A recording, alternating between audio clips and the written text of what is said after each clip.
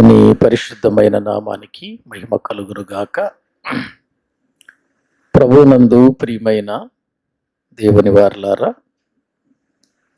దేవుని మహా ఉన్నతమైన ప్రేమను బట్టి, ఆయన ఉచితమైన కృపను బట్టి మరొకసారి మనం ఈ రీతిగా ప్రభు సన్నిధానములో ఆయన మాటలు వినటానికి ప్రభువారు మన ఎడల చూపినటువంటి ఈ కృపను బట్టి, ఇచ్చిన ఈ సమయాన్ని బట్టి మనం ప్రభుని ఎంతగానో స్తుతించవలసిన వారమై ఉంటున్నాం. దేవుని సన్నిధిలో దేవుని మాటలు వింటూ మన ఆధ్యాత్మికమైన జీవితాలు క్రీస్తులో బలపరుచుకొని నిత్య జీవం కొరకై ఎదురు చూడవలసిన అవసరత ఈ చివరి దినాలలో మనకెంతైనా ఎక్కువగా ఉందని, ఆ మంచి మనస్సుతోనే మనము దేవునిలో ముందు కొనసాగాలని దేవుని వాక్యం మనకు బోధిస్తూ ఉంది. లోకంలో దేవుని నమ్మినటువంటి మనము ప్రభువుని ఎరిగిన తరువాత ఈ లోకములో మనకు ఎన్నో శ్రమలు రావచ్చు, ఎన్నో కష్టాలు రావచ్చు, ఎన్నో శోధనల్లో మనం ఉండొచ్చు. కానీ వాటన్నిటి నుండి మనము విజయాన్ని పొందాలి అని అంటే దేవుని కొరకు మనము ఒక ప్రత్యేకమైనటువంటి జీవితాన్ని కలిగిన వారమై ఆయన వాక్య విధానంలో లోతైన స్థితికి ఎదిగి వాక్యం ఏం చెబుతుందో తెలుసుకొని ఆ వాక్య ప్రకారము మనము జీవించవలసిన వారమై ఉంటున్నాం. మంచిది. ఈ రాత్రికాల సమయంలో దైవ గ్రంథములో నుండి మనము ఒక అంశాన్ని దేవుని వాక్యములో నుండి మనం నేర్చుకుందాం. అదేంటంటే, నీతిమంతుడు 7 మార్లు పడినను లేచున. నీతిమంతుడు 7 మార్లు పడినను తిరిగి లేచున అనేటువంటి ఒక అంశాన్ని బైబిల్ గ్రంథములో నుండి మనము నేర్చుకుందాం. దేవుని సన్నిధిలో ఉన్నటువంటి మనము వాక్యానికి ముందుగా ఒక చిన్న ప్రార్థన చేసుకొని వాక్య భాగములోనికి వెళదాం. పరిశుద్ధుడవైన మా ప్రియ పరలోకపు తండ్రి, మీ ఘనమైన శ్రేష్టమైన ఉన్నతమైన నామానికి స్తోత్రములు చెల్లిస్తూ ఉన్నాం. మరోసారి నీ పిల్లలంగా మేమందరము నీ మందిర ఆవరణంలో చేరి నిన్ను స్తుతించి గణపరచటానికి మీరిచ్చిన ఈ మంచి అవకాశాన్ని బట్టి మీకు స్తోత్రములు చెల్లిస్తూ ఉన్నాం.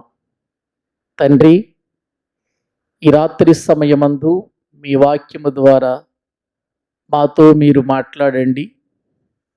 మీరు మాట్లాడుతున్నప్పుడు నీ వాక్యానికి మేము లోబడి, నీ వాక్య విధానములో మేము పెరిగి,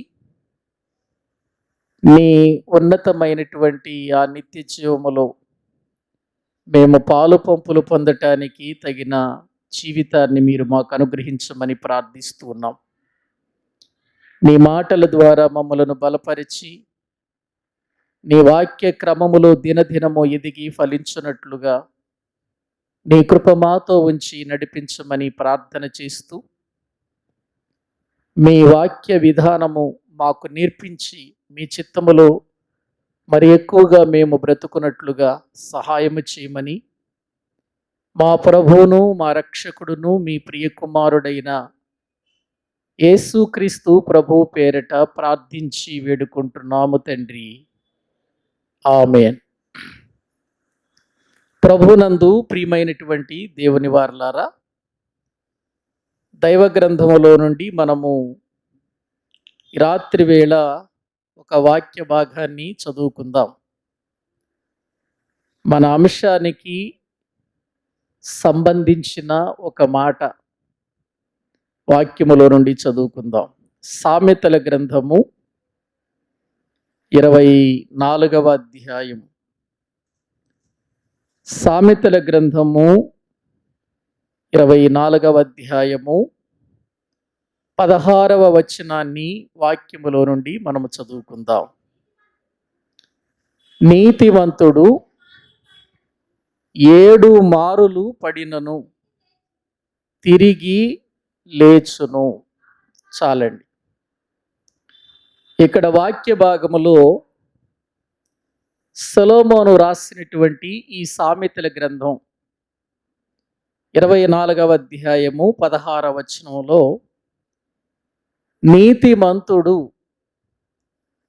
7 మారులు పడినను తిరిగి లేచును అనే మాట మనం చూస్తున్నాం. నీతిమంతుడు 7 మార్లు పడాలి అనేది దేవుని కోరిక. నీతిమంతుడు పడిపోవాలి అనేటువంటిది దేవుని ఉద్దేశమా? ఒక వ్యక్తి నీతిమంతుడు ఎప్పుడవుతాడు? తన పాపమును విడిచిపెట్టి ప్రభు దగ్గరకు వచ్చి యేసుక్రీస్తు రక్తములో కడగబడి క్రీస్తు కొరకు తన జీవితాన్ని అంకితం చేసి బ్రతుకుతున్నప్పుడు ఆ వ్యక్తి ఏమని పిలువబడతాడంటే నీతిమంతుడుగా పిలువబడతాడు అని దైవ గ్రంథంలో మనము చూస్తున్నాం. ఎందుకంటే ఒకనాడు పాపులముగా, ఒకనాడు శాపగ్రస్తులముగా నిత్యనాశనానికి వెళ్ళవలసిన మనము యేసుక్రీస్తు ద్వారా, ఆయన శిలువ మరణము ద్వారా ఆయన చేత రక్షించబడినటువంటి వారిగా మనము నీతిమంతులుగా చేయబడ్డాం, నీతిమంతులుగా తీర్చబడ్డాం. మనం నీతిమంతులుగా తీర్చబడినటువంటి మనము 7 మార్లు పడిపోవాలి అనేది దేవుని ఉద్దేశమా? అసలు నీతిమంతులు పడాలి అనేటువంటి కోరిక దేవునికి ఉంటుందండి? నీతిమంతులు ఎలా బ్రతకాలి అనేటువంటిది, నీతిమంతులుగా మార్చబడిన తర్వాత ఎలా జీవించాలనేటువంటిది దేవుని వాక్యం చెబుతుంది.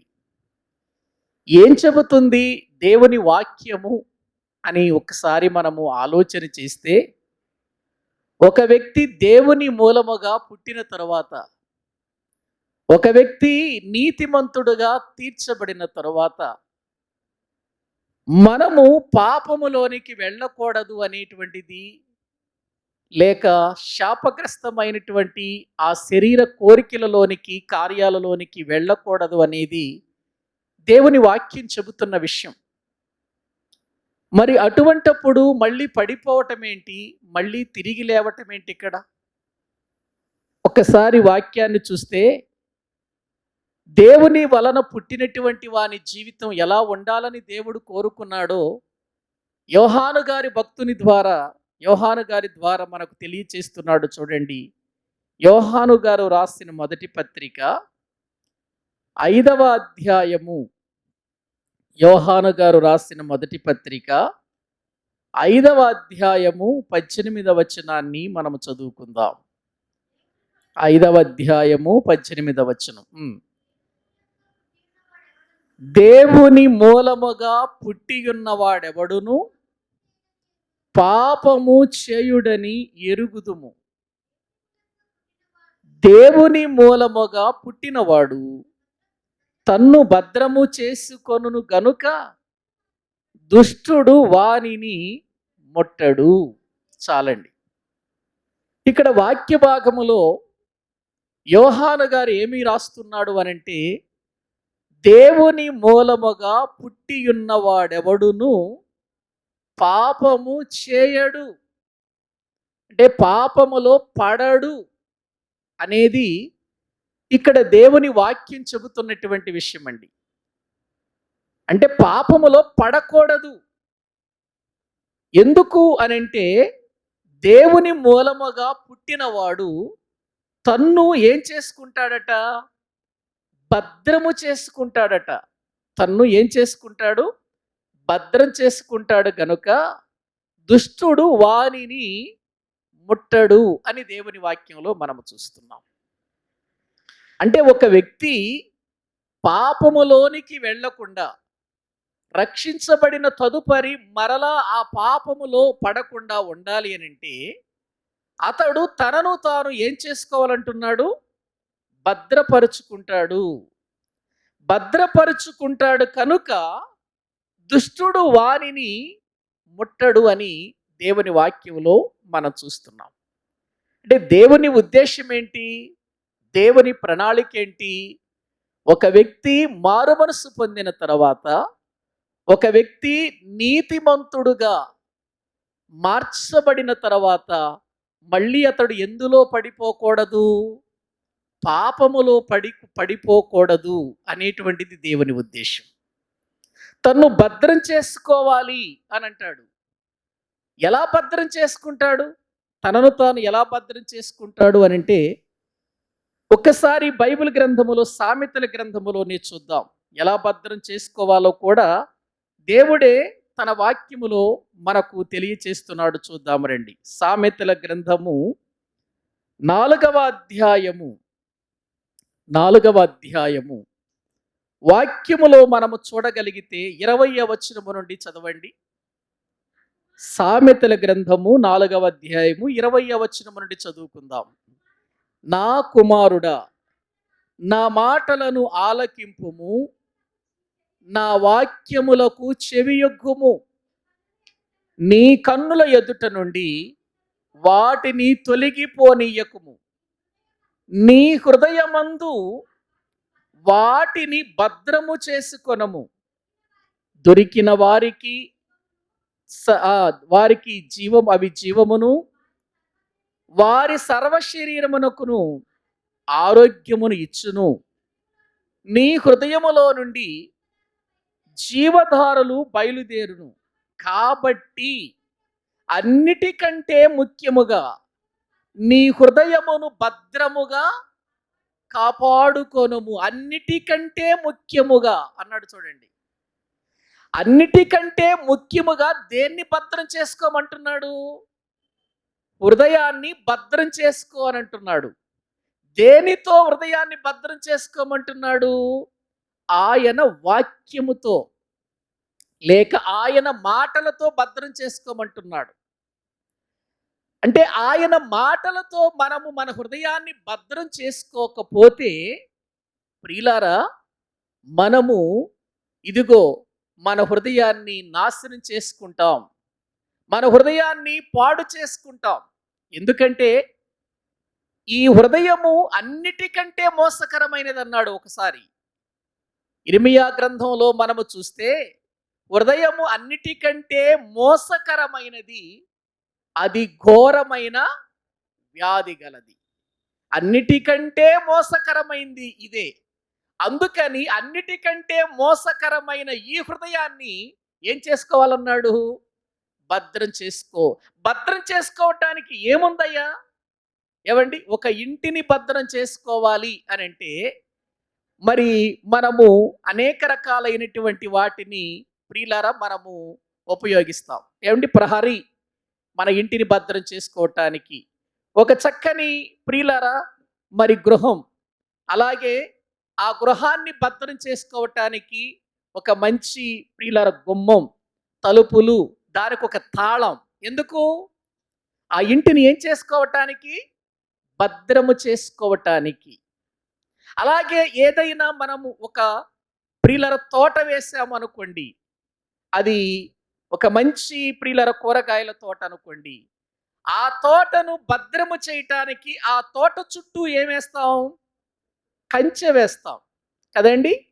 ఆ భద్రపరచటానికి. ఎందుకంటే భద్రత లేకపోతే ప్రమాదం ఉంటుంది. భద్రత లేకపోతే ఇదిగో మనము ఏమైతే తోట వేసామో ఆ తోటలో ఉన్నటువంటి ప్రియులారా చెట్లు పాడైపోయే అవకాశం ఉంటుంది. ఇంటికి భద్రత లేకపోతే ఇంటిలోనికి దొంగలొచ్చి ఇంటిలో ఉన్న వస్తువులను విలువైనటువంటి వాటిని దొంగిలించే అవకాశం ఉంటుంది. అందుచేత భద్రత ప్రియులారా గమనించండి. కాబట్టి మనం ఈ లోకములో ఎన్నో రకాలైనటువంటి భద్రతలు చూస్తూ ఉన్నాం. ఎన్నో రకాలుగా మనము రకరకాలైనటువంటి విధానాలలో భద్రత కలిగి ఉంటాం, జాగ్రత్త కలిగి ఉంటాం. మన పిల్లల్ని మనము బయటికి పంపిస్తున్నప్పుడు జాగ్రత్త అని చెబుతాం. భద్రంగా మళ్ళీ నువ్వు తిరిగి రావాలి, క్షేమంగా నువ్వు తిరిగి రావాలి, భద్రత అనేది చెబుతాం. అలాగే దేవుడు ఏం చెబుతున్నాడు అనంటే, నువ్వు రక్షించబడిన తర్వాత, నువ్వు మారు మనస్సు పొందిన తర్వాత నీ జీవితంలో భద్రత అవసరం. నీ హృదయానికి భద్రత అవసరం. ఎందుకు అవసరం అనంటే, ఈ హృదయాన్ని మోసం చేసి, ఈ హృదయాన్ని పాడు చేసి, ఈ హృదయము దేవునికి కాకుండా చేయటానికి ఈ భూమి మీద ఒక శత్రువు తన సమూహముతో తిరుగుతున్నాడు. కాబట్టి నీవు ఇదిగో హృదయానికి భద్రత అవసరం, నీ ఇంటికి భద్రత అవసరం.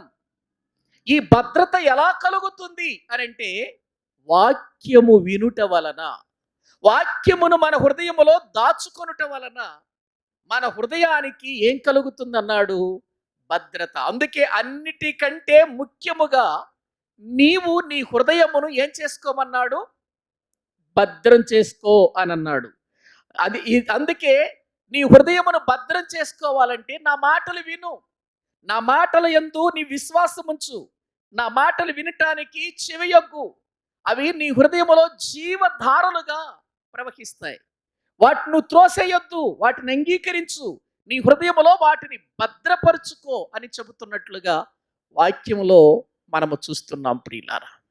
కాబట్టి భద్రత అనేటువంటిది మన ఇంటికి ఎలా అవసరమో, మన వంటికి ఎలా అవసరమో, మన ఆత్మీయ జీవితములో మన హృదయానికి కూడా అంతే అవసరం.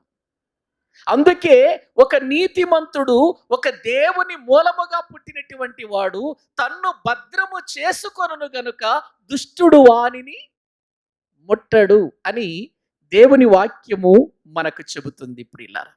మరి ఈ విషయాలు ఇలా మనము చూస్తున్నప్పుడు నీతిమంతుడు పడిపోవటం అనేటువంటిది దేవుని ఉద్దేశమా? దేవుని యొక్క చిత్తమా? కాదు, దేవుని ఉద్దేశం కాదండి. బైబిల్ ఏం చెబుతుంది? ఇంకా మీరు యోహాను గారు రాసినటువంటి మొదటి పత్రికలోని 3వ అధ్యాయము చూడండి. 3వ అధ్యాయము 6వ వచనము నుండి మనము చదువుకుంటే అక్కడ వ్రాయబడిన మాటలు మనము చూద్దాం. యోహాను గారు రాసిన మొదటి పత్రిక 3వ అధ్యాయము 6వ వచనం. ఆయన యందు నిలిచియుండు వాడెవడును పాపము చేయడు, పాపము చేయువాడెవడును ఆయనను చూడను లేదు, ఆయనను ఎరుగను లేదు. చదవండి. చిన్న పిల్లలారా, ఎవనిని మిమ్మును మోసపరచనీయుకుడి. ఆయన నీతిమంతుడై ఉన్నట్టు నీతిని జరిగించు ప్రతివాడును నీతిమంతుడు. అపవాది మొదటి నుండి పాపము చేయుచున్నాడు గనుక పాపము చేయువాడు అపవాది సంబంధి. అపవాది యొక్క క్రియలను లయపరచుటకే దేవుని కుమారుడు ప్రత్యక్షమాయను.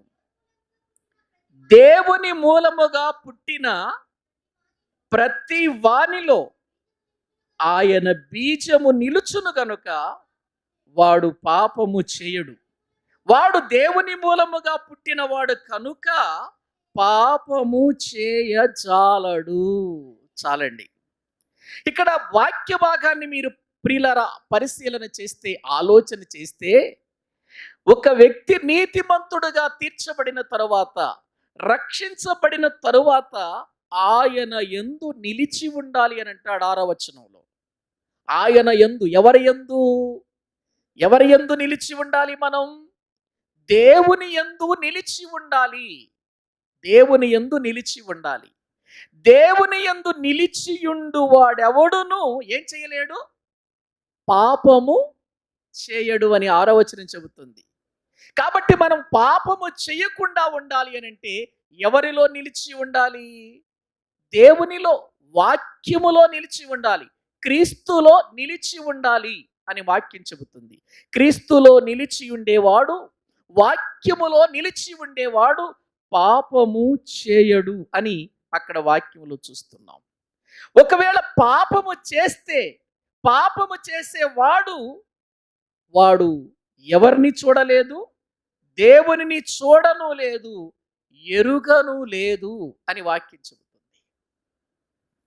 పాపము చేయువాడు దేవుని చూడలేదు, దేవుని ఎరుగలేదు. ఎందుకంటే అక్కడ చెబుతూ ఒక మాట అన్నాడు, అపవాదిని గురించి చెబుతూ, అపవాది మొదటి నుండి పాపము చేయుచున్నాడు. అపవాది మొదటి నుండి ఏం చేస్తున్నాడు? పాపము చేయుచున్నాడు. కాబట్టి పాపము చేసేవాడు దేవుని సంబంధి కాదు. అతడు ఎవరి సంబంధి? అపవాది సంబంధి అని వాక్యము చాలా స్పష్టంగా మనకు చెబుతుంది. వాడు అపవాది సంబంధి. అపవాది యొక్క క్రియలను లయపరచుటకే దేవుని కుమారుడైన యేసుక్రీస్తు వారు వచ్చాడు. కాబట్టి దేవుని మూలముగా పుట్టిన ప్రతి వానిలో ఎవరి బీజము నిలుచును? దేవుని బీజము నిలుచును కనుక వాడేం చెయ్యడు? పాపము చెయ్యడు, పాపము చేయజాలడు అని వాక్యం చెబుతుందండి. దేవుని మూలముగా పుట్టాం. శరీరానుసారముగా తల్లిదండ్రులకు పుట్టిన వ్యక్తి ప్రియులారా పాపం చేస్తాడు, తప్పు చేస్తాడు. కానీ దేవుని ఎరిగిన తర్వాత, దేవుని బీజము కలిగిన తర్వాత పాపము చేయకుండా మనం ఉండాలి. పాపము చేయకుండా ఉండాలి అని అంటే వాక్యం ఏం చెబుతుందంటే ఆయన వాక్యములో నిలిచి ఉండాలి. ఆయన వాక్యములో నిలిచి ఉండాలి అని అంటే ఆయన వాక్యమును మనము వినాలి, చెవియొగ్గాలి అన్నాడు. సామెతల గ్రంథంలో మనం చదువుకున్నాం కదా ప్రియులారా, ఆ వాక్యమందు మనము చెవియొగ్గాలి. నా కుమారుడా నా మాటలు ఆలకించుము, నా మాటల యందు నీవు చెవియొగ్గుము. నేను చెప్పే మాటలు, నా మాటలు నీ హృదయమందు వాటిని ఏం చేసుకోమన్నాడు? భద్రం చేసుకో అని చెప్పాడు.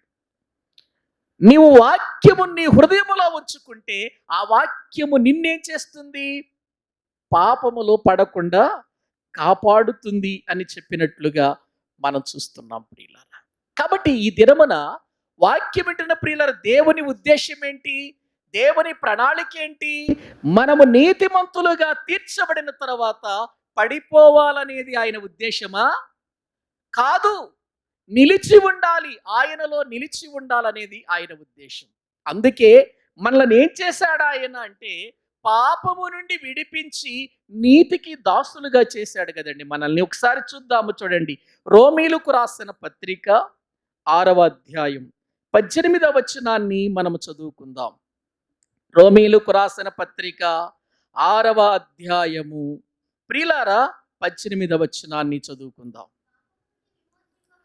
పాపము నుండి విమోచింపబడి నీతికి దాసులైతిరి, ఇందుకు దేవునికి స్తోత్రం అన్నాడు. చూసారా, ఒకనాడు మీరు పాపమునకు దాసులై ఉన్నారు. పాపమునకు దాసులైనటువంటి మీరు వాక్యం విన్నారు, వాక్యానికి అప్పగించబడ్డారు, లోబడ్డారు, దేవుని దగ్గరకు వచ్చారు. అప్పుడు పాపము నుండి విమోచించబడిన మీరు దేనికి దాసులైపోయారు? నీతికి దాసులైపోయారు. నీతికి దాసులయ్యారు కాబట్టి మిమ్మల్ని ఏమని పిలుస్తున్నాడు ఆయన? నీతిమంతులు. పాపమునకు దాసులైన వారిని నీతిమంతులు అంటారా? పాపానికి దాసులైన వారిని నీతిమంతులు అంటారా? పాపముని విడిచిపెట్టి నీతికి దాసులయ్యారు కాబట్టి మీరేమై ఉన్నారంటున్నాడు? నీతికి దాసులై ఉన్నారు. మరి నీతికి దాసులై నీతిమంతులుగా జీవించే మీరు మళ్ళీ అందులో ఎలా నివాసం చేస్తారు? మళ్ళీ అందులో కిందికి వెళ్ళిపోతారు. అదే 6వ అధ్యాయములో చూడండి, వాక్యంలో మనము చూస్తే మనం 2వ వచనం చదవండి. 6వ అధ్యాయం 2వ వచనం. పాపము విషయమై చనిపోయిన మనము ఇక మీదట మళ్ళీ ఇంక దాంట్లో ఎట్లా నివాసం చేస్తారు? పాపము విషయమై ఏమైపోయాం మనం? చనిపోయాం. చనిపోయినటువంటి మనము మళ్ళీ అందులో ఎలా నివాసం చేస్తాం? అది దేవుని ప్రణాళిక కాదే, అది దేవుని ఉద్దేశం కాదే, అది దేవుని యొక్క ప్రియులారా మరి ఆలోచన కానే కాదు. అంటే నీతిమంతుడు పడిపోవాలి అనేటువంటిది దేవుని కోరిక కాదు. నీతిమంతుడు పడిపోవాలి అనేటువంటి దేవుని ఆశ కాదది. నీతిమంతుడు నిలబడాలి, దేవునిలో నిలబడాలి, వాక్యములో నిలబడాలి, వాక్యము చేత తన్ను భద్రం చేసుకోవాలి. యోసేపు ప్రియులారా ఒక నీతిమంతుడిగా జీవిస్తూ ఉన్నప్పుడు, నీతిమంతునిగా అతడు బ్రతుకుతూ ఉన్నప్పుడు అతనికి ఎన్నో పరిస్థితులు ప్రతికూలంగా వచ్చాయి. అన్నలు ద్వేషించారు, పగబట్టారు, గోతిలో పడవేసి ఇష్మాయేలీలకు అమ్మివేశారు. వారు తీసుకుని వెళ్ళి పోతీఫర్కి అమ్మివేశారు. పోతీఫర్ ఇంటిలో ప్రియులారా అతనికి శోధన వచ్చింది. పోతీఫర్ ఇంటిలో పాపము తన ఎదురుగా వచ్చి నిలిచింది. అప్పుడు ఏమంటాడు? ఇటువంటి దుష్కార్యమైన కార్యము చేసి నేను దేవునికి విరోధముగా పాపము చేసిన వాడిని అవుతాను, నేను ఈ తప్పు చెయ్యను అని అంటున్నాడు. ఎందుకు అనగలిగాడు ఆ మాట అంటే అతనిలో ఏముంది, ఎందులో నిలిచి ఉన్నాడు అతడు అంటే దేవుని మాటలు అతని హృదయంలో నిలిచి ఉన్నాయి. అందుకే దేశము కాని దేశములో ఉన్న, ప్రజలు కాని ప్రజల మధ్యలో ఉన్న అతడు ఎందుకు పాపములో పడిపోలేదు అని అంటే నిజంగా అతనిలో ఎవరున్నారు, ఏమున్నాయి అని అంటే దేవుని వాక్యం ఉంది, దేవుని మాటలు ఉన్నట్లుగా మనం చూస్తున్నాం. పాపము నుండి మనము దేవునికి దాసులమైపోయాం. ఇప్పుడు దేవుని మాటలకు మనము దాసులమైపోయాం. ఒకసారి మీరు వాక్యములో నుండి అదే రోమీలకు రాసిన పత్రిక 6వ అధ్యాయము 22వ వచనం చదవండి.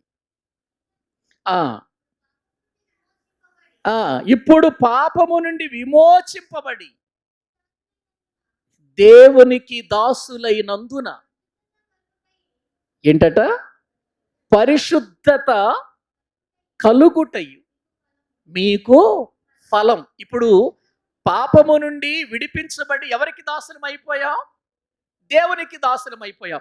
దేవునికి దాసులం అవటం అనేటువంటిది ఇప్పుడు దేనికి ఫలం? పరిశుద్ధత. పరిశుద్ధత. పాపాన్ని విడిచిపెట్టి పరిశుద్ధతలోనికి వచ్చాం. మనము నమ్మిన దేవుడు, మనము విశ్వసించిన క్రీస్తు, మనము విశ్వసించినటువంటి ప్రభువు పరిశుద్ధుడు. కాబట్టి ఇప్పుడు మనలో కూడా ఏ ఫలం రావాలి? పరిశుద్ధత అనే ఫలము రావాలి. అంటే ఇప్పుడు ఏ ఫలము ప్రియులారా రావాలి అని అంటే ఆ బీజం, ఆ విత్తనం విత్తాలి. మనం ఆ విత్తనం విత్తాలి. ఇప్పుడు సొరగింజ విత్తామనుకోండి, అందులో నుండి ఏ చెట్టు వస్తుంది బయటికి? సొర చెట్టే వస్తుంది. ఏ కాయలు కాస్తుంది? సొరకాయలే కాస్తుంది. అంతేనా? పొట్లకాయలు కాస్తుందా? వేసిన విత్తనము స్వర విత్తనమైనప్పుడు, మొలిచింది స్వర చెట్టు అయినప్పుడు స్వర చెట్టుకు సొరకాయలు కాస్తాయి, కానీ స్వర చెట్టుకు పొట్లకాయలు కాస్తాయండి. ఎందుకని? వేసిన బీజం ఏంటి? వేసిన విత్తనం ఏంటి? సొర విత్తనం, బీజం, సొర బీజం. కాబట్టి వచ్చే ఫలాలన్నీ కూడా ఏమొస్తాయి అంటే ప్రియుల మరి సొరకాయలే వస్తాయి. కాబట్టి దేవుని యొక్క సన్నిధిలో మనం కూడా వాక్యము అనేటువంటి విత్తనము వేసినప్పుడు, ఆ వాక్యము పరిశుద్ధత మనకు నేర్పిస్తున్నప్పుడు, దేవునికి దాసులమైనప్పుడు, దేవుని మూలముగా పుట్టినప్పుడు మనలో కూడా ఏ ఫలము రావాలి అని అంటే దేవుడు పరిశుద్ధుడు గనుక ఆయనను నమ్మి ఆయన కుమారులమై ఆయనకు దాసులుగా ఆయన బీజము కలిగిన మనలో కూడా ఏమి రావాలి చెప్పండి? పరిశుద్ధత. పరిశుద్ధతే కనబడాలి. మన మాటలలో పరిశుద్ధత కనబడాలి, మన క్రియలలో పరిశుద్ధత కనబడాలి, మన ప్రవర్తనలో పరిశుద్ధత కనబడాలి, మన నడవడిలో పరిశుద్ధత కనబడాలి. ప్రతి విషయంలో కూడా మనలో ఏం కనబడాలంటే పరిశుద్ధత కనబడాలి. ఇది దేవుని యొక్క ఉద్దేశం, ఇది దేవుని యొక్క చిత్తం. మరి ఇది దేవుని చిత్తమైనప్పుడు నీతిమంతుడు 7 మారులు పడినను తిరిగి లేస్తాడు అని అంటే 7 మార్లు పడిపోవాలనేదా దేవుని ఉద్దేశం? ఒకసారి మీరు ఆలోచించండి. భక్తులైనటువంటి ప్రతి ఒక్కరూ కూడా ఇదిగో మళ్ళీ ఎక్కడ మనం పాపంలో పడిపోతామేమోనని పాపములో పడిపోకుండా వాళ్ళ జీవితాలు ఎవరి వైపు చూస్తూ గడిపారు అనంటే పరిశుద్ధుడైన క్రీస్తు వైపు చూస్తూ బ్రతికారు కదండి. మనందరికీ తెలుసు. ఒకసారి చదువుకుందాం వచనాన్ని. హెబ్రీయులకు రాసిన పత్రిక 12వ అధ్యాయము మొదటి 2 వచనాలు మనము చదువుకుందాం. బైబిల్ గ్రంథంలో మనము చూసినట్లయితే ప్రియులారా, హెబ్రీయులకు రాసిన పత్రిక 12వ అధ్యాయం మొదటి 2 వచనాలు మనము చదువుకుందాం. ఇంత గొప్ప సాక్షి సమూహము మేఘము వలె మనలను ఆవరించి ఉన్నందున మనము కూడా ప్రతి భారమును, ఏ పాపమట, సులువుగా చిక్కులు పెట్టు పాపమును విడిచిపెట్టి విశ్వాసమునకు కర్తయు దారిని కొనసాగించువాడైన యేసు వైపు చూచుచు మన ఎదుట ఉంచబడిన పందెములో ఓపికతో ఏం చేయాలన్నాడు? పరిగెత్తుదుము. ఇంత గొప్ప సాక్షి సమూహం. ఈ గొప్ప సాక్షి సమూహములో హేబేలు దగ్గర నుండి ప్రారంభించాడు. ఉన్నాడా హేబేలు? ఉన్నాడు. ఆ 11వ అధ్యాయం మొదటి నుండి మనము చూస్తే హేబేలు కనబడతాడు, హానోకు కనబడతాడు, నోవహు కనబడతాడు, అబ్రహాము కనబడతాడు, ఇస్సాకు కనబడతాడు, యాకోబు కనబడతాడు. ప్రియులారా గమనించండి, మోషే కనబడతాడు, రాహాబు కనబడుతుంది, షారా కనబడుతుంది. ప్రియులారా ఇటువంటి భక్తులు చాలా మంది కనబడతారు అక్కడ. ఈ భక్తులందరూ కూడా పాపమును విడిచిపెట్టి, సులువుగా చిక్కులు పెట్టు పాపమును విడిచిపెట్టి వీరు ఎవరి వైపు చూస్తూ ముందుకు వెళ్ళారు? ఎవరి వైపు చూస్తూ వెళ్ళారండి వీళ్ళు? యేసు వైపు చూస్తూ, విశ్వాసమునకు కర్తయు దానిని కొనసాగించువాడునైన యేసు వైపు చూస్తున్నారు వీళ్ళంతా. యేసు వైపు చూస్తూ ముందుకు వెళ్ళాలి మనం కూడా. ఎందుకంటే యేసు వైపు చూస్తే మనకు పరిశుద్ధత తప్ప పాపం ఎక్కడైనా కనిపిస్తుందండి? మనుషుల వైపు చూస్తే మనకు ఏదో ఒక లోపం కనబడుతుంది, మనుషుల వైపు చూస్తే ఏదో ఒక పొరపాటు కనబడుతుంది. కానీ యేసు వైపు చూస్తే, మన ప్రభు వైపు చూస్తే ఆయనలో ఏ పొరపాటు మనకు కనపడదు. అందుకే వాళ్ళందరూ కూడా ఎవరి వైపు చూశారు అనంటే యేసు వైపు చూచారు. మనము కూడా ఎవరి వైపు చూడాలి? యేసు వైపు చూస్తూ మన పందెములో ఓపికతో పరిగెత్తాలి. ఎందుకు వీళ్ళు యేసు వైపు చూచారు అనంటే ఎక్కడ జారిపోతాము, ఎక్కడ పడిపోతాము, ఎక్కడ దేవునికి దూరం అయిపోతాము, ఎక్కడ పరలోకాన్ని పోగొట్టుకుంటాము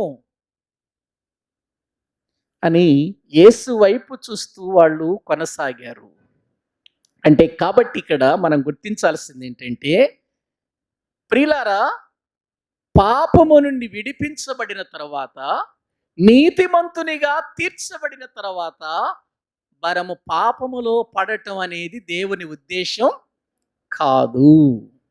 మరి కానప్పుడు ఇక్కడ సామెతల గ్రంథంలో నీతిమంతుడు 7 మార్లు పడినను మరలా తిరిగి లేస్తాడని ఉంది. ఏంటి అనంటే నీతిమంతుడు పాపములో పడినను అని లేదు అక్కడ. ఉందక్కడ? చదువుకుందామనండి వాక్యములు. సామెతల గ్రంథము 24వ అధ్యాయము 16వ వచనం. నీతిమంతుడు 7 మారులు పడినను తిరిగి లేచును అన్నాడు.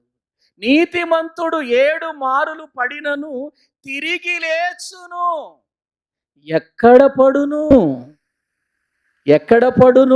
యాకోబు పత్రిక 1వ అధ్యాయము 2వ వచనం. యాకోబు పత్రిక 1వ అధ్యాయము 2వ వచనం చదువుకుందాం. నా సహోదరులారా, విశ్వాసమునకు కలుగు పరీక్ష ఓర్పును పుట్టించునని ఎరిగి మీరు నానా విధములైన శోధనలలో పడినప్పుడు, ఏమండి, నీతిమంతుడు పడెనను అంటే పాపంలో పడింది కాదు అక్కడ. 7 మార్లు పడినను అంటే నీతిమంతుడు 7 సార్లు శోధనలో పడినా మళ్ళీ తిరిగి లేస్తాడని అర్థం. పాపంలో పడిందని కాదు అక్కడ అర్థం. గమనించారా? చాలా మంది ఏమనుకుంటున్నారంటే ఈ వచనం చూచి, అంటే నీతిమంతులు పడిపోవాలి అనేది దేవుని కోరిక, లేకపోతే 7 సార్లు పడిపోతారని, పడిపోయినా కూడా తిరిగి లేస్తాడు అని అనుకుంటున్నారు. కానీ ఇక్కడ ప్రభువు తన భక్తుని ద్వారా వ్రాయించిన మాట ఉద్దేశం అది కాదండి. పాపములో పడినను అంటే పడాలనేది దేవుని ఉద్దేశం కాదు అక్కడ. శోధనలో పడతాడు నీతిమంతుడు. నీతిమంతుడు పడేది శోధనలో. ఏవండి, కాబట్టి మనము గుర్తించవలసినటువంటి విషయం, మరొక విషయాన్ని మీకు జ్ఞాపకం చేస్తాను. నీతిమంతుడు పడినా 7 సార్లు పడినా తిరిగి లేస్తాడు అన్నాడు కాబట్టి మనం పడదాం మళ్ళీ లెగుద్దాం అన్న ప్రియుల పరిస్థితుల్లో వెళ్ళిపోతున్నారు నేటి క్రైస్తవ్యం. మరొక మాట కూడా అపార్థం చేసుకుంటున్నారు. యెషయా గ్రంథంలో ఒక మాట ఉంటుందండి. వాక్య భాగములో మనము చూడగలిగితే యెషయా గ్రంథము, దేవుని వాక్యాన్ని గనుక మనము చూడగలిగితే ప్రియులారా, 39వ అధ్యాయము 39వ అధ్యాయం 30వ వచనం చదవండి. 30వ వచనం చదవండి. 40వ అధ్యాయం, క్షమించండి, 40వ అధ్యాయం 30వ వచనం. 40వ అధ్యాయం 30వ వచనం. బాలురు సొమ్మసిల్లుదురు అలయుదురు, యవనస్తులు తప్పక తొట్టిల్లుదురు అని ఉంది ఇక్కడ. ఏమండి, యవనస్తులు తప్పక తొట్టిల్లుతారు కాబట్టి యవనస్తులు తొట్టుపాటు పడతారు అనేది అర్థం అనుకుంటున్నారు. కానీ ఇక్కడ యవనస్తులు తప్పక తొట్టిల్లుతారు అని చెప్పబడినటువంటి మాట అందరి గురించినటువంటి విషయం కాదు. అక్కడ సందర్భాన్ని మనం తెలుసుకోవాలి. అక్కడ సందర్భం యొక్క విధానమును మనం తెలుసుకోవాలి. ఇశ్రాయేలును గురించి మాట్లాడుతూ, ఇశ్రాయేలు జీవితంలో జరిగే సంఘటనలను గురించి మాట్లాడుతూ ఉన్నాడు. కానీ యవనస్తులు తప్పక తొట్టిల్లుతారు అని బైబిల్లో ఉంది కాబట్టి యవనస్తులకి తప్పక ఏదో ఒక సమయంలో తొట్టిల్లుతారు అని మనం వాళ్ళకి ఏమి ఇస్తున్నాం? భరోసా ఇస్తున్నాం, ధైర్యం ఇస్తున్నాం. ఏమి లేదు, యవనస్తులు పడిపోతారని బైబిల్లో ఉంది కాబట్టి మీరు పడవచ్చు. మీరు తొట్టిల్లుతారని బైబిల్లో ఉంది కాబట్టి మీరు తొట్టిల్లొచ్చు, తొట్టిల్లినా పర్వాలేదు అన్నట్లుగా మనం బ్రతుకుతున్నాం, అనుకుంటున్నాం మనం. కానీ అక్కడ ఉద్దేశం అది కాదు. అక్కడ దేవుని యొక్క ప్రణాళిక అది కాదు. యవనస్తులు తప్పక తొట్టిల్లుతారంటే ఎవరి గురించి మాట్లాడుతున్నాడు? బాలురు సొమ్మసిల్లిపోతారు అని మాటలు ఎవరి గురించి మాట్లాడుతున్నాడు? ఎటువంటి పరిస్థితుల్లో ఇశ్రాయేలీయులు ఇదిగో ఈ స్థితికి దిగజారిపోతారో, ఆ రీతిగా మారతారో అక్కడ చాలా స్పష్టంగా అధ్యాయంలో రాశాడు. మనకు ఆ అధ్యాయంలో ఉన్న విషయాలు, పైన విషయాలన్నీ మనకు అనవసరం. మనకు ఆ ఒక్క మాట చాలు, యవనస్తులు తప్పక తొట్టిల్లుతారు అని ఉంది కాబట్టి యవనస్తులు తప్పకుండా తొట్టిల్లుతారు. అది తప్పు. అలా కాదు. ఇక్కడ కూడా నీతిమంతుడు 7 మారులు పడినను తిరిగి లేచును అని అంటే పాపంలో పడటాన్ని గురించి కాదు. నీతిమంతుడు పాపంలో పడటాన్ని దేవుడు ఎందుకు ఒప్పుకుంటాడు? 7 మార్లు పడినను అంటే 7 అనేది సంపూర్ణ సంఖ్య కాబట్టి దేవుని ఉద్దేశం అది కాదు. ఒకసారి బైబిల్ గ్రంథం ఏం చెబుతుందో చూద్దాం రండి ప్రియులారా. హెబ్రీయులకు రాసినటువంటి పత్రిక దేవుని వాక్యములో గనుక మనము చూడగలిగితే అక్కడ వ్రాయబడినటువంటి విషయాలు ఒకసారి మనం చదువుకుందాం. 6వ అధ్యాయము, హెబ్రీయులకు రాసిన పత్రిక 6వ అధ్యాయం 4వ వచనం చదవండి. ఒకసారి వెలిగింపబడి పరలోక సంబంధమైన వరమును రుచి చూచి పరిశుద్ధాత్మలో పాలివారై దేవుని దివ్యవాక్యమును రాబో యుగ సంబంధమైన శక్తుల ప్రభావమును అనుభవించిన తరువాత తప్పిపోయిన వారు తమ విషయములో దేవుని కుమారుని మరలా సిలువ వేయుచు బాహాటముగా ఆయనను అవమానపరచుచున్నారు గనుక మారు మనసు పొందినట్లు అట్టి వారిని మరలా నూతన పరచుట అసాధ్యం అన్నాడు. ఏమండి, ఒకసారి దేవుని వరమును రుచి చూచి అంటే ఒకసారి ప్రభుని ఎరిగి, ఒకసారి ప్రభు దగ్గరకు వచ్చి రక్షించబడిన తర్వాత దేవుని యొక్క దివ్య వాక్యమును రాబోవు యుగ సంబంధమైనటువంటి శక్తుల ప్రభావమును అనుభవించిన తరువాత ప్రియులారా, పరిశుద్ధాత్మలో మనము పాలువారైన తరువాత తప్పిపోతే వారు మరలా ఎవరిని సిలువేస్తున్నారు? మరలా వారు ఎవరిని సిలువేస్తున్నారు? ప్రభువును సిలువ వేస్తున్నారు. అట్టి వారిని మరలా నూతన పరచటం అసాధ్యం అని దేవుని వాక్యం చెబుతుంటే, ఇక్కడ 7 మార్లు పడినను మరలా తిరిగి లేస్తాడు అంటే, పాపంలో పడితే 7 సార్లు ప్రభుని సిలివేసినట్టే కదా. 7 సార్లు పడితే, ఒకవేళ 7 అని అనుకుందాం, 7 సార్లు పడితే 7 సార్లు ఆయన ఏమేసినట్టు? మనం సిలివేసినట్టే కదా. కాబట్టి సామెతల గ్రంథంలో రాయబడినటువంటి ఈ మాట పాపములో పడుటను గురించి కాదు రాయబడింది. ఇది శోధనలో పడతాడు. నీతిమంతుడైన ప్రతి ఒక్కడు కూడా ఎందులో పడతాడు చెప్పండి? శోధనలో పడతాడు. శోధనలో పడతాడు, తప్పనిసరిగా పడతాడు శోధనలో. ఇప్పుడు చదవండి యాకోబు పత్రిక. నానా విధములైన శోధనలో మీరు పడినప్పుడు అది మహా ఆనందమని ఎంచుకొనుడి. అంటే నీతిమంతుడు పడేది పాపంలోనా శోధనలోనా? అంటే దేవుని ఉద్దేశం చెప్పండి, మన ఉద్దేశం కాదు. ఏమండి, దేవుని ఉద్దేశం ఏంటి చెప్పండి? నీతిమంతుడు ఎందులో పడాలనేది ఆయన ఉద్దేశం. శోధనలో పడాలి. నీతిమంతుడు శోధనలో పడినప్పుడు ఎన్నిసార్లు పడినా మళ్ళీ అతడు ఏం చేస్తాడు చెప్పండి? తిరిగి లేస్తాడు. పాపంలో ఎన్నిసార్లు పడినా తిరిగి లేస్తాడా చెప్పండి? ఎంతమందిని చూస్తున్నాం మనం రక్షించబడి మారు మనసు పొందిన తర్వాత? ఏమండి, 1 సంవత్సరం 2 సంవత్సరాలు బాగుండి తర్వాత మళ్ళీ లోకంలో కలిసిపోయి మళ్ళీ దేవుని సన్నిధికి రమ్మన్నా కూడా రాని పరిస్థితి ఎందుకు ఏర్పడుతుంది? ఎందుకు లేకుండా మరి నీతిమంతుడైతే ఎంతమంది లేరండి? రక్షించబడినటువంటి వారిలో, మారు మనసు పొందినటువంటి వారిలో, బాప్తీసం పొంది ప్రభు బలలో పాలు పంపులు పొందినటువంటి వారిలో ఎంతో మంది, క్రైస్తవ సంఘంలో ఎంతో మంది వెనుకకు జారిపోయారు, దేవునికి దూరం అయిపోయారు. వాళ్ళు తిరిగి రావటం చాలా కష్టం అన్నాడు, అసాధ్యం అంటున్నాడు బైబిల్ గ్రంథంలో. పరిశుద్ధాత్మలో పాలు పంపులు పొందిన వారై దేవుని వరమును రుచి చూసిన తర్వాత, వాక్యమును తెలుసుకున్న తర్వాత ఆ వ్యక్తి దేవునికి దూరం అయిపోతే, లోకంలో పాపములో పడిపోతే 7 సార్లు పడినా లెగుస్తాడా? తిరిగి లెగుస్తాడా? మరి ఒకసారి పడిన వారే తిరిగి లేవట్లా, మరి 7 సార్లు పడిన వాళ్ళు ఎలా తిరిగి లేస్తారు? కాబట్టి ఇక్కడ బైబిల్ గ్రంథంలో, సామెతల గ్రంథంలో నీతిమంతులు 7 సార్లు పడినను నీతిమంతుడు తిరిగి లేస్తాడు అనేటువంటిది నీతిమంతులైన ప్రతి ఒక్కరూ పడేది నానా విధములైన శోధనలలో అని అన్నాడు. ఎందుకంటే నీతిమంతునికి కలుగు ఆపదలు అనేకములు. చదవండి కీర్తనల గ్రంథం 34వ కీర్తన 19వ వచనాన్ని చదువుకుందాం. 34వ కీర్తన 19వ వచనం. నీతిమంతునికి కలుగు ఆపదలు అనేకములు, వాటన్నిటిలో నుండి యెహోవా వారిని ఏం చేస్తాడు? విడిపిస్తాడు. ప్రియులారా గమనించారా? కాబట్టి నీతిమంతుడు పడేది పాపమును గూర్చిన విషయం కాదు ఇక్కడ. నీతిమంతుడు 7 మారులు పడేది ఎక్కడ? శోధనలలో. నానా విధములైనటువంటి శోధనల్లో పడినప్పుడు, అనేకమైన ఆపదలలో పడినప్పుడు అతడు తిరిగి లేస్తాడు. ఎందుకంటే దేవుడే అతన్ని ఏం చేస్తాడు? లేపుతాడు. నీతిమంతుడు శోధనలో పడతాడండి. శోధనలో పడినప్పుడు లెగుస్తాడా? లేకూడా? లెగుస్తాడండి. నీతిమంతుడు శోధనలో పడినప్పుడు అతడు తిరిగి లేస్తాడు. ఎందుకంటే అతడు దేవుని మీద ఆధారపడతాడు గనుక, దేవుని వైపు చూస్తాడు గనుక, ఆయన సన్నిధిలో ప్రార్థన చేస్తాడు గనుక తప్పకుండా దేవుడు అతన్ని ఏం చేస్తాడు?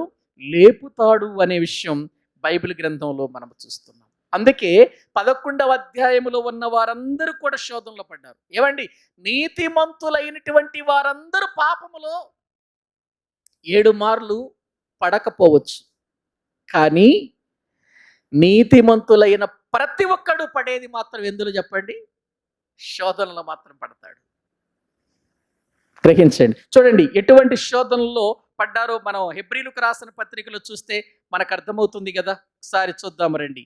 11వ అధ్యాయము హెబ్రీయులకు రాసిన పత్రికలో ప్రియులారా 11వ అధ్యాయం దేవుని వాక్యాన్ని మనము చూస్తే అక్కడ వ్రాయబడినటువంటి విషయాలు ఒకసారి చూడండి. 11వ అధ్యాయం 11వ అధ్యాయం అంతా కూడా ఎంతో మంది భక్తులను గురించి మాట్లాడుతూ వారు ఏ విధమైన శోధనలో పడ్డారో చూద్దామండి. బైబిల్ గ్రంథంలో 33వ వచనం నుండి చదువుకుందాం.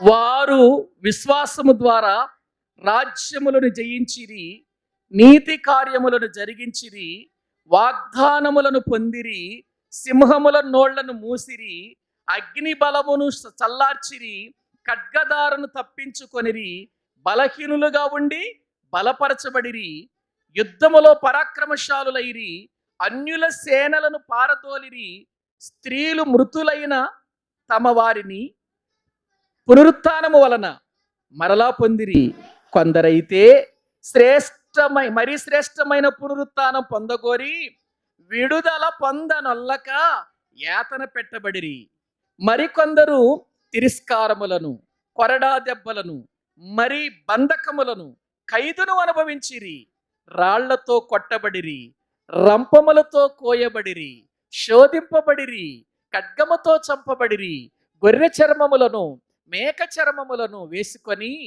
దరిద్రులయుండి శ్రమపడి హింస పొందుచు అడవులలోను, కొండల మీదను, గుహలలోను, సొరంగములలోను తిరుగులాడుచు సంచరించిరి. ఇట్టి వారికి ఈ లోకము యోగ్యమైనది. ఏమండి, ఎన్ని శ్రమలు అనుభవించారండి, ఎన్ని శోధనలు పడ్డారండి. ఎవరు వీళ్ళు? నీతిమంతులు. కాబట్టి ప్రియులారా, నీతిమంతుడు శోధనలో పడతాడు, మళ్ళీ దేవుడు అతన్ని తిరిగి ఏం చేస్తాడు? లేపుతాడు. అది దేవుని యొక్క ఉద్దేశం. అంతేగాని 7 సార్లు నువ్వు పాపంలో పడినా నేను లేపుతాను అని ఎక్కడని చెప్పాడు బైబిల్లో? నువ్వు ఎన్నిసార్లు పడిపో పాపంలో, మళ్ళీ నేను నిన్ను లేపుతాను అని ఎక్కడని చెప్పాడు బైబిల్లో? నీతిమంతుల గురించి చెప్పలేదండి. కాబట్టి ఇక్కడ నీతిమంతులు 7 మార్లు పడినను అంటే పాపంలో పడినట్టు కాదు, శోధనలో పడినట్టు అని దేవుని వాక్యములో మనము చూస్తుంటున్నాం. ఎందుకంటే మనము అనేక శ్రమలను అనుభవించి పరలోకం చేరాలి. అది దేవుని ఉద్దేశం. ఒక్కసారి ప్రియులారా అపోస్తుల కార్యముల గ్రంథం 14వ అధ్యాయం 22వ వచనం చదవండి. అపోస్తుల కార్యముల గ్రంథం 14వ అధ్యాయం 22వ వచనం. శిష్యుల మనసులను దృఢపరిచి విశ్వాసమందు నిలకడగా ఉండవలెనని అనేక శ్రమలను అనుభవించి మనం ఎక్కడ ప్రవేశించాలి? ఏమనుభవించి? ఏమనుభవించి? దేవుని వాక్యంలో మనము చూస్తున్నామండి. దెర్బేలో ఉన్నటువంటి శిష్యులకు పౌలు గారు దెబ్బలు తిని చాలా వేదనతో ఉండి గాయపరచబడిన వాడై వెళ్ళి వాళ్ళతో చెబుతున్నాడు. వాళ్ళ మనసులను ధైర్యపరిచి, నేను దెబ్బలు తిన్నానని, నేను హింసింపబడ్డానని, నేను రాళ్లతో కొట్టబడ్డానని మీరేం బాధపడకండి, మీరు విశ్వాసంలో స్థిరంగా ఉండండి.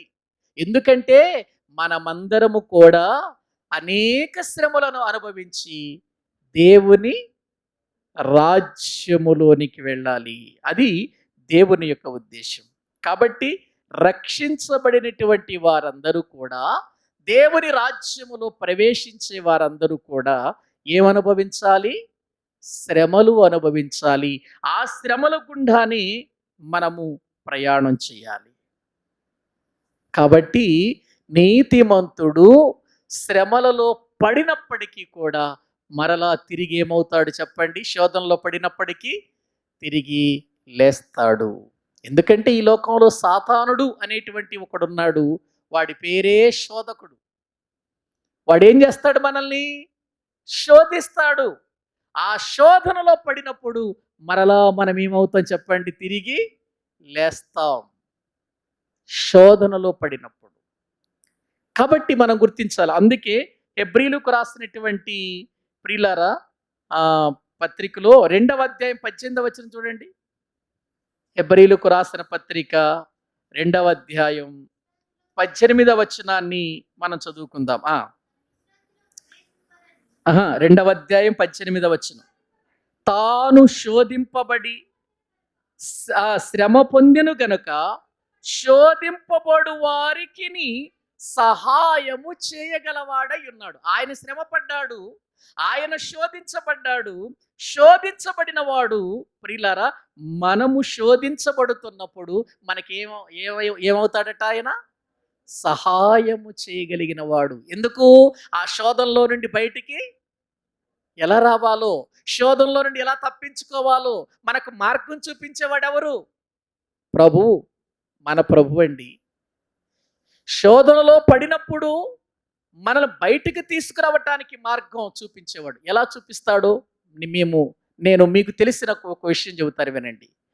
షడ్రకు, మేషకు, అబేద్నెగోలు ఏమండి ఆ ప్రతిమకు మొక్కనందున తీసుకెళ్ళి ఎక్కడేసారా వాళ్ళని?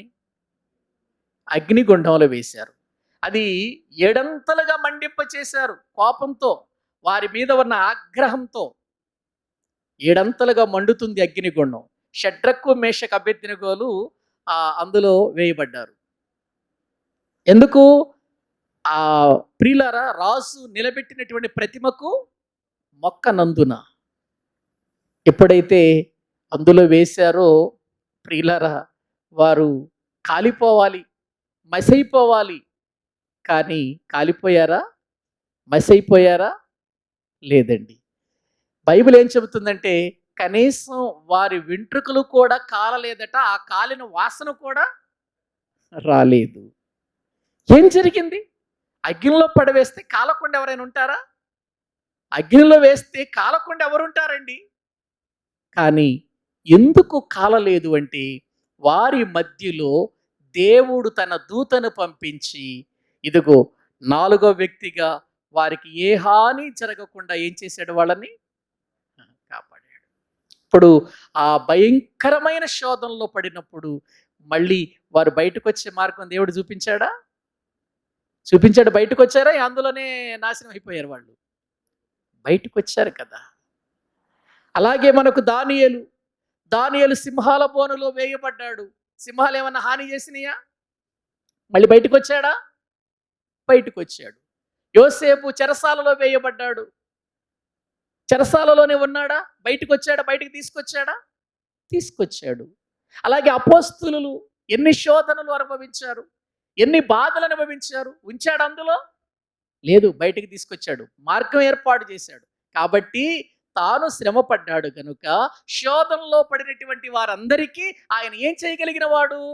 సహాయము చేయగలిగిన వాడు. అందుకే బైబిల్ గ్రంథంలో 91వ కీర్తనలో అతడు నన్ను ప్రేమించుచున్నాడు గనుక నేను అతన్ని తప్పించేదను. అతడు నా నామము ఎరిగిన వాడు గనుక నేను అతన్ని ఏం చేస్తాను? ఘనపరుస్తాను. నన్ను ప్రేమించాడు, నీతిమంతుడిగా జీవించాడు. అతడు శ్రమలో పడినా, అతడు శోధంలో పడినా నేను అతన్ని ఏం చేస్తాను? తప్పిస్తాను. అది ఈ సామెతల గ్రంథము 24వ అధ్యాయం 16వ వచనంలో ఉన్నటువంటి వాక్య భాగము యొక్క అర్థం. నీతిమంతుడు 7 మార్లు పడినను అనే మాట తీసుకొని చాలా మంది పర్వాలేదట్టయితే మనం పడిపోవచ్చు, పడిపోయినా కూడా మళ్ళీ ఏం కావచ్చు? తిరిగి లేవచ్చు. 7 మార్లు పడినను, నీతిమంతుడు 7 మార్లు పడినను మళ్ళీ తిరిగి లేవచ్చు అని అనుకుంటున్నారు, పడిపోతున్నారు. తిరిగి లేవటం వాళ్ళ వల్ల కావటం లేదు. కాబట్టి అక్కడ చెప్పబడిన మాట నీతిమంతుడు 7 మార్లు పడినను అంటే ఎందులో పడినట్టు? శోధనలలో పడినను మరలా అతడు తిరిగి లేచును అనేటువంటి వాక్యము యొక్క అర్థం. కాబట్టి ప్రియులారా, దేవుని ఉద్దేశం నీతిమంతుడు పడిపోవాలని, 7 సార్లు పడిపోవాలని, 7 సార్లు పడిపోయిన వాడు మరలా తిరిగి లేవాలి అనేది దేవుని ఉద్దేశం కాదు. ప్రియులారా, ఆ వ్యక్తి శోధనలో పడతాడు, శోధనలో పడినా కూడా తిరిగి లేస్తాడు. ఎందుకు అతడు తిరిగి లేస్తాడంటే అతడు నీతిని అనుసరించి జీవిస్తున్నాడు గనక, నీతిని అనుసరించి బ్రతుకుతున్నాడు గనక, వాక్యమును తన హృదయంలో పెట్టుకున్నాడు గనక, వాక్యము చేత తన హృదయాన్ని భద్రం చేసుకున్నాడు గనక దుష్టుడు వారిని ముట్టడు. దేవుడు వారిని కాపాడతాడు అని దైవ గ్రంథంలో మనము చూస్తుంటున్నాం. అందుకే ప్రకటన గ్రంథంలో కూడా ఒక మాట అంటారు చూడండి, 3వ అధ్యాయము 10వ వచనంలో. ప్రకటన గ్రంథము 3వ అధ్యాయము దేవుని వాక్యములో ప్రియులారా మనము చూడగలిగితే ఆ 10వ వచనంలో మనము చూస్తే, నీవు నా ఓర్పు విషయమైన వాక్యమును గైకొంటివి గనుక భూనివాసులను శోధించుటకు లోకమంతటికి రాబోవు శోధన కాలములో నేను నిన్నేం చేస్తాను, కాపాడుతాను. ఫిలదెల్ఫియా సంఘమును గురించి మాట్లాడుతున్న మాటలు ఇవి. ఫిలదెల్ఫియా సంఘాన్ని గురించి మాట్లాడుతూ, నీవు నా ఓర్పు విషయమైన వాక్యమును ఏం చేశావు, గైకొన్నావు కాబట్టి నీకు శోధన వస్తుంది. నా వాక్యాన్ని గైకొన్నావు కాబట్టి నీకు శోధన వస్తుంది. నీ శోధన గడియలలో, లోకమంతటికి రాబోయేటువంటి శోధన గడియలలో నేను నిన్నేం చేస్తానంటున్నాడు, కాపాడుతాను, నిన్ను తిరిగి లేపుతా. శోధనలో పడినప్పటికీ నేను నిన్ను లేపుతా అని ప్రభు సంఘాన్ని గురించి మాట్లాడుతున్నాడు. కాబట్టి ప్రియులారా, వాక్యాన్ని అపార్థం చేసుకొని పడినా కూడా మళ్ళీ తిరిగి లేపుతానన్నాడు కాబట్టి ఇంకేం పర్వాలేదు, నేనేం చేసినా, ఇక నేను ఏ తప్పు చేసినా మళ్ళీ తిరిగి లేచే అవకాశం ఉంది అని మళ్ళీ మళ్ళీ మళ్ళీ పాపంలో పడిపోతే నువ్వు తిరిగి రావటం, నూతన పరచబడటం అదేమన్నాడు, అసాధ్యం అన్నాడు. కాబట్టి మన జీవితంలో శోధనలో పడినప్పుడు దేవుడు మనల్ని లేపుతాడు కానీ పాపములో పడినప్పుడు కాదు. పాపంలో పడాలనేది అసలు దేవుని ఉద్దేశం కాదు. మనం చదువుకున్నాం కదా బైబిల్ గ్రంథంలో, దేవుని మూలముగా పుట్టినవాడు పాపము చేయడు, చాలడు. పాపము చేయకుండా ఉండటానికి అతడు తన హృదయమును ఏం చేసుకుంటాడు, భద్రం చేసుకుంటాడు. కాబట్టి దుష్టుడు వారిని ముట్టడు అని వాక్యంలో చూస్తున్నాం. కనుక నీతిమంతుడు 7 మార్లు పడటం అంటే, నీతిమంతునిగా జీవిస్తూ తన జీవిత కాలాన్ని ఈ లోకములో గడుపుతున్నప్పుడు సంపూర్ణంగా అనేక రకాలైన శ్రమలలో, నానా శోధనల్లో మీరు పడిపోతారు. అయితే మీరు పడిపోయినప్పటికీ నిజంగా మీరు నీతిని అనుసరించి బ్రతికితే, నీతిని అనుసరించి బ్రతికే ప్రతి ఒక్కడు కూడా ఆ శోధనను తప్పించుకునే మార్గం దేవుడు ఏర్పాటు చేస్తాడు, వాళ్ళకి సహాయపడతాడు. వాళ్ళు మళ్ళీ తిరిగి ఆ శోధనలో నుంచి ఏమవుతారు చెప్పండి, బయటకు వస్తారు. కాబట్టి దేవుని వాక్యమును అపార్థము చేసుకొనక అర్థము చేసుకొని మనము జీవించాలి. యవనస్తులు తప్పక తొట్టిల్లుతారని బైబిల్లో ఉంది కాబట్టి తొట్టిల్లదాం అని అవకాశాన్ని తీసుకోకండి. చెప్పబడిన మాటలు బహు జాగ్రత్తగా మనం అర్థం చేసుకొని, దేవుని ఉద్దేశం ఇది కాదు, పడిపోవటం అనేది లోక సంబంధమైనటువంటి ఆ రీతిలో పాపములో పడిపోవటం అనేది దేవుని ఉద్దేశం కాదని, శోధనలో పడతారు అనేది దేవుని ఉద్దేశమని, ఆ శోధనలో నుండి దేవుడు లేపుతాడని మనం ఆయన మీద ఆధారపడి ఆయన సన్నిధిలో ఆయన చిత్తానుసారంగా ఆయన వాక్యానికి లోబడిన వారిగా మనము ముందుకు కొనసాగటానికి ఇష్టపడదాం. తలలు వంచండి, ప్రభు సన్నిధిలో మనం ప్రార్థన చేసుకుందాం. తలలు వంచినట్లయితే ప్రభు సన్నిధానములో మనం ప్రార్థన చేసుకుందాం. ప్రియులారా, శోధనలు వస్తాయి దేవుని పిల్లలుగా మనకు. అయితే ఈ పడినప్పుడు మనము దేవుని మీద ఆధారపడితే మనకు చక్కటి మార్గం ఆయన చూపిస్తాడు. నీతిమంతులు 7 మారులు పడినను తిరిగి లేస్తారు. శోధనలో పడినప్పుడు మీరు అది మహా ఆనందమని ఎంచుకోండి. మీరు దాని వలన దిగులు చెందొద్దన్నాడు, బాధ చెందొద్దన్నాడు. కాబట్టి శోధనలో ఉన్నావా, శోధనలో పడిపోయావా, సాతానుడు నిన్ను శోధిస్తున్నాడా, భయపడక అదే విశ్వాసంతో, అదే దేవుని వాక్యముతో, అదే ప్రార్థనా జీవితంతో మరి ఎక్కువగా ఆయన సన్నిధిలో ఆయన వైపు చూడగలిగితే మరలా తిరిగి లేపుతాడు. ఆ శోధనలో నుండి మనల్ని బయటికి తీసుకొస్తాడు. ఆ శ్రమలలో నుండి ఆయన మనల్ని కాపాడతాడు. ఆ శ్రమలలో నుండి తప్పించుకుని మార్గాన్ని ఆయన మనకు చూపిస్తాడు. కాబట్టి మనము ఆయన మీద ఆధారపడి శోధనలో పడినప్పుడు మనము దేవునికి దూరం కాక ఆయన సన్నిధిలో బలవంతులుగా జీవించటానికి ఇష్టపడదాం. ప్రార్థన చేసుకుందాం. పరిశుద్ధుడవైన మా ప్రియ పరలోకపు తండ్రి, మీ శ్రేష్టమైన ఘనమైన నామానికి వందనాలు చెల్లిస్తూ ఉన్నాం. నీ మహాప్రేమను బట్టి, నీ ఉన్నతమైన కృపను బట్టి మీకు స్తోత్రాలు తండ్రి. సామెతల గ్రంథము 24వ అధ్యాయం 16వ వచనంలో ఉన్న నీతిమంతులు 7 మారులు పడినను తిరిగి లేస్తారు అనే మాట ఎంతోమంది అపార్థం చేసుకున్నారు. అది నాయన పాపములో పడిపోవటమని చాలామంది అపార్థం చేసుకున్నారు. తండ్రి, నీతిమంతుడు పాపంలో పడిపోవటం నీ చిత్తం, నీ ఉద్దేశం కాదని, నాయన ఆ వ్యక్తి శోధనలో పడతాడని, నానా విధములైనటువంటి శోధనలో పడినప్పుడు తిరిగి లేపగలిగిన వాడవు నీవని, తిరిగి లేపుతావని, అతడు తిరిగి లేస్తాడు అని మీ వాక్యము చెప్పే సత్యాన్ని మేము అంగీకరించి నీ వాక్యానికి మేము లోబడి బ్రతికే వారిగా చేయండి ప్రభువా. శోధనలు వచ్చినప్పుడు భయపడక, ప్రభువు ఉన్నాడు, నాకు ఆయన సహాయం చేస్తాడు అని ఒక మంచి నిరీక్షణతో మీలో బలవంతులుగా మేము కొనసాగుటకు తగిన సహాయము చేయమని ప్రార్థన చేస్తున్నాం. ఈ మాటలు వింటున్న ప్రతి వారి మీద మీ కనుదృష్టి ఉంచండి, మీ చిత్తములో నడిపించండి. నీ కొరకు మరి ఎక్కువగా నమ్మకంగా బలంగా బ్రతుకున్నట్లుగా కృపచూపమని మీ చేతులకు అప్పగించుకొనుచు యేసుక్రీస్తు ప్రభు పేరట ప్రార్థించి స్తుతించి వేడుకుంటున్నాము తండ్రి. ఆమేన్. మన తండ్రి అయిన దేవుని ప్రేమ, ఆయన కుమారుడైన యేసుక్రీస్తు వారి యొక్క కృప, పరిశుద్ధాత్మ నిత్య సహాయము సన్నిధి ఇక్కడ కూడిన మనకును సకల పరిశుద్ధులకును సదాకాలము తోడయుండి నడిపించునుగాక. ఆమేన్. అందరికీ వందనాలు.